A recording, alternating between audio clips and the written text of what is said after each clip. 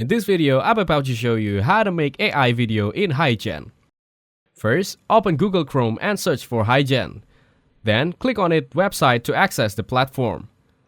Now, click on Get Started for free, and continue by clicking Google to sign in with your Google account. After that, select the account you want to use, and once you're logged in, you'll be on the main dashboard. Next, click on Create Video from the left side of the screen.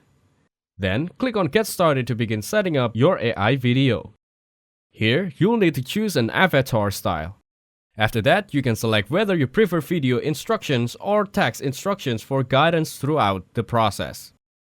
Now, it's time to upload your video. You can upload via Google Drive or simply drag and drop your footage.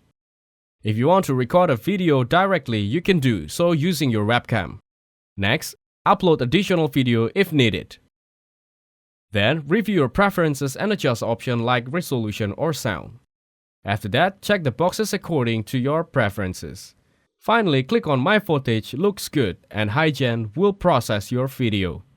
Once it's done, your AI-generated video will be ready to view and download. Thanks for watching. Don't forget to like and subscribe.